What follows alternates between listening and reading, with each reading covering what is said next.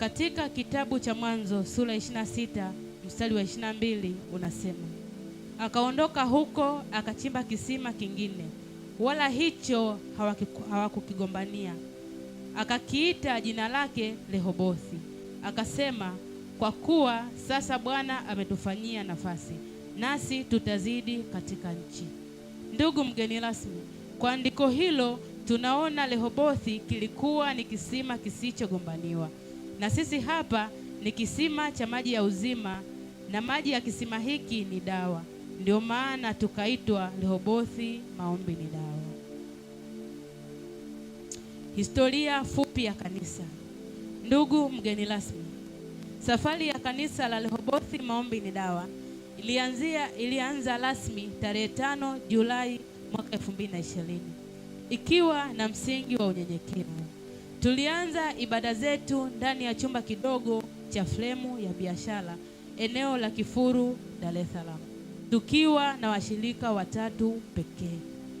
Kutokana na nguvu ya maombi, uponyaji na neno la Mungu alianza kuleta matokeo na kuongeza watu. Mwaka 2021, kutokana na ongezeko la watu, tulihamia eneo la Kinyerezi, msitu wa nyuki. Mahali hapo tulidumu kwa muda wa miaka 2. Kutokana na changamoto za upangaji, ilitulazimu kuhama kutoka Kinyerezi na kuelekea Kingazi A kwa Mbonde. Hata hivyo, hatukudumu sana mahali hapo kutokana na changamoto za mafuriko ya maji eneo hilo. Hivyo ilipelekea kanisa kuhama tena na kuhamia Malamba Mawili, mahali hapa tulipo sasa. Mafanikio. Ndugu mgeni rasmi, pamoja na mabadiliko ya maeneo, mkono wa Bwana umekuwa pamoja nasi na umetuwezesha kupata mafanikio yafuatayo. Kuongezeka kwa waumini kutoka washirika 3 wa mwanzo hadi washirika hai zaidi ya 100. Uwekezaji kwenye vyombo vya muziki. Kanisa limefanikiwa kununua seti kamili ya vyombo vya kisasa vya muziki vilivyogharimu zaidi ya shilingi milioni 20, ambavyo vinasaidia kuimarisha sifa na maboresho ya ibada. Kuanzishwa kwa kitengo cha media. Tumenunua vifaa vya kisasa vya habari, media equipment, vyenye thamani ya zaidi ya shilingi milioni 15, vinavyowezesha injili kuwafikia watu wengi zaidi kidijitali. Tuzo. Huduma yetu ya mtandaoni imekuwa chombo kikubwa cha uvunaji wa roho za watu. Hivi sasa tunawafikia wafuasi subscribers zaidi ya 120,000 kwenye mtandao wa YouTube, ambapo tulitunikiwa tuzo ya Silver Creator Award, na kwa njia ya TikTok tuna wafuasi zaidi ya 330,000. Makofi na vigelegele. Michango ya ndani na nje ya kanisa. Tumekuwa tukichangishana ndani na nje ya kanisa ili kutuwezesha katika ununuzi wa eneo la kanisa. Changamoto.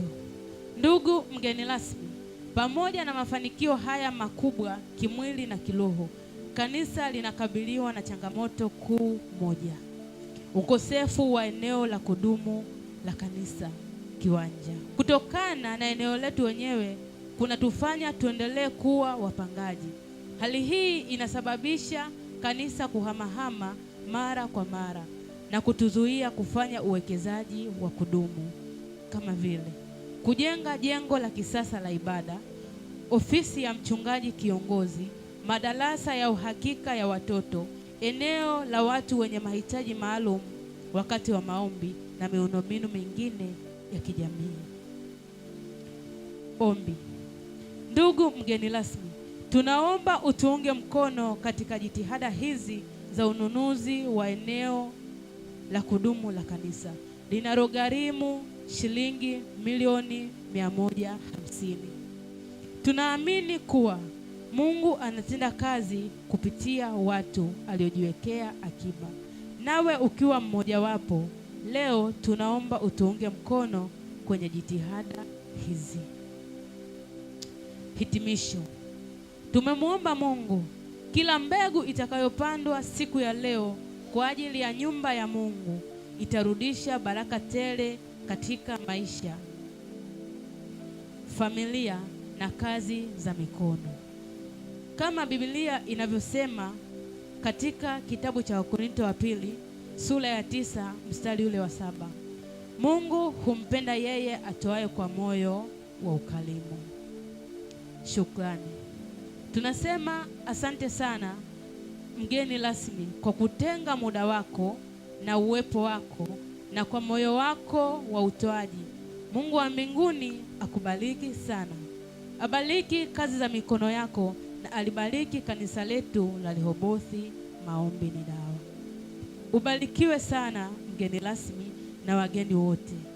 Risala hii imetayarishwa na kuwasilishwa na uongozi wa kanisa la Rehobothi Maombi ni Dawa na kusomwa kwenu nami Neema Charles, shemasi wa kanisa, chini ya mchungaji kiongozi Pastor Godwin Ayubu Ndelwa, Dar es Salaam